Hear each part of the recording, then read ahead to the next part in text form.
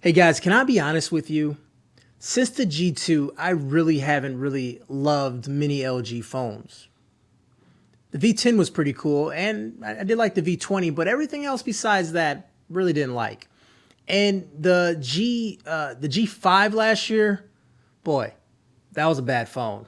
My review even said it was the most hated flagship phone. But LG with the G6, they've really made some changes. They went back to the bare bones, the simplisticness of phones, and what made phones great. Got rid of the gimmicks and made a great phone. So naturally, we do have to compare it to Samsung's best, the Galaxy 8. And in my case, it's the Galaxy 8 Plus. My name is Kevin the Tech Ninja, and today we're going to compare these two phones and put them up in a battle. This is a phone battle. Let's do it.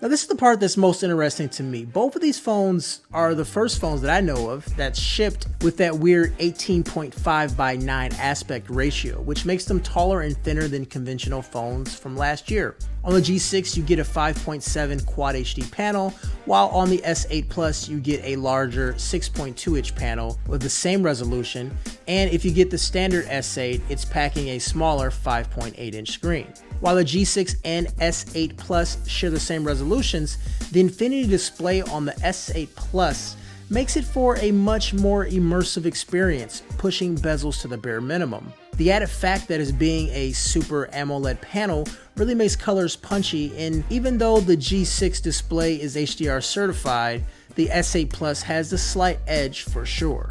Now out of the box, the S8 Plus or the S8 doesn't come rocking Quad HD resolution. You actually have to make that change in the settings. So that's something you do have to make a change, and then when you do that, there is an impact to battery life. And that is something that I felt I did need to mention. In terms of build, the G6 flaunts a very premium metallic build. Not only is it appealing, but it's also very robust. On the other hand, the S8 Plus comes in a pretty thin metal build on the sides, but the back and front both are wrapped in Corning Gorilla Glass 5.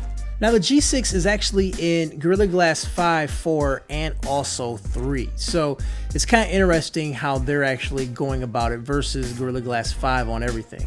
With them both being glass, they do feel a bit fragile, but after looking at some tests online, it looks like they both can take a pretty decent pounding before they crack. Now, despite the different approach in builds, they both are IP68 certified, meaning it can go down 1.5 meters for over 30 minutes and still work, and also dust protected too. So they're actually some decently rugged devices. Even though they're pretty thin, they're made of glass, and they sound fragile, they actually can take a pounding. Now, both phones are fingerprint magnets. I mean, the G6 is probably worse. It gets nasty really fast, and it's impossible to keep clean. So if you don't rock in a case, you know what to do. Slap a D-brand skin on there for about 10 bucks.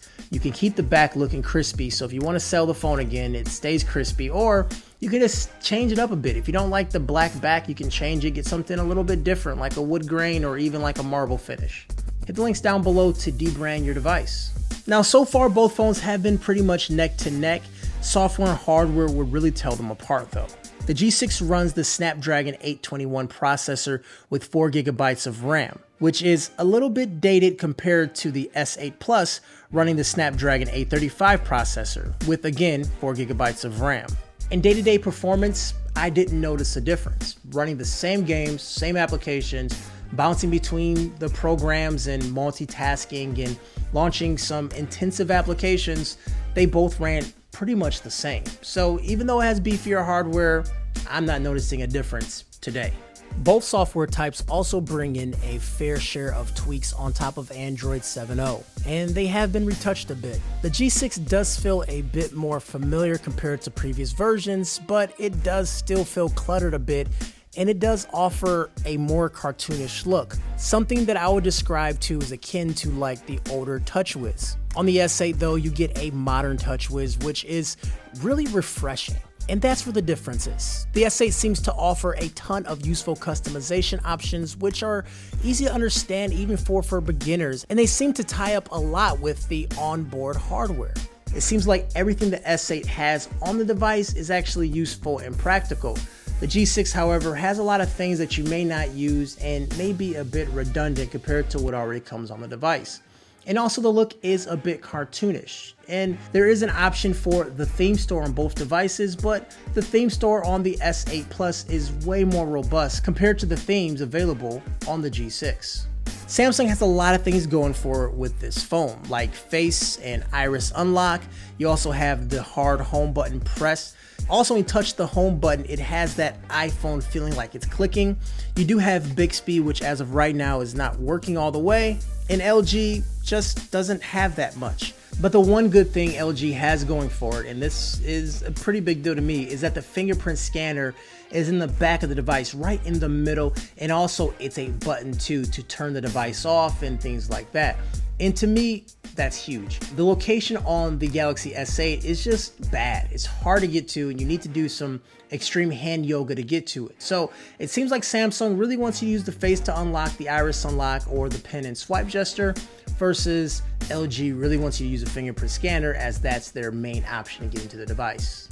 Over to optics, the G6 comes with 3 cameras. The front is a f2.2 sensor and the dual 13 megapixel primary shooters on the back. On the S8, it's not a dual setup, but on the front you do have the 8 megapixel f1.7 with autofocus, and on the back you have the 12 megapixel dual pixel primary sensor. And some are saying it's identical to the S7 or the Note 7, but it's actually a different camera when you do look up the stats. In terms of camera performance, the G6 is one of the best I ever used.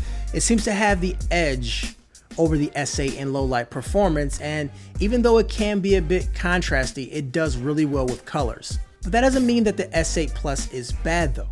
It's a great camera, but things like manual controls on the G6 makes it feel like it's almost like a DSLR to me. Not to mention the versatility of taking wider pictures thanks to its wide angle sensor, something the S8 doesn't have. The front-facing camera on the S8 Plus does have a higher megapixel count, but it feels like software gets in its own way, making the images look like an anime character. Even with beauty mode turned off, you do have these very light and washed out images. For me, the G6 just does a better job at capturing detail the way it actually is. And on the front, you can actually do a wide shot too, versus the S8, which has a wide capture mode. So the G6 to me is just a more versatile camera. Now the S8 does a better job at dynamic range, but that's not enough for me to give the award to the S8 for camera. G6 all the way. Now, which device is better is the question you're going to ask me. And it's always the same answer, as it depends. Although I really love how the G6 feels in my hand, for some reason I ended up going back to the S8. I can't explain why. The screen is just amazing to look at. The infinity display really helps me to immerse myself when I'm gaming or watching a video. And the software overall on the S8 is a lot better than what you see on the G6. The G6 has a great build. It feels more sturdy with the metal all around it. It's much easier to use with one hand, and it does have a better camera in my opinion. But overall, when you consider software and also the face to unlock and also all the nice bells and whistles, for me, the Galaxy S8 is a better phone. What do you think? Let me know down below. I'm Kevin the Tech Ninja. If you liked the video, give it a thumbs up and hit subscribe. I'll talk to you folks later.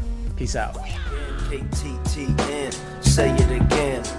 Tell a friend that it's him again. Yo, real talk, opinions gon' be sharper than 4K. Scope squad, eat it up, simmer it, saute. Ninja got reviews and brands galore. You ain't never seen a channel like this before. No hashtag.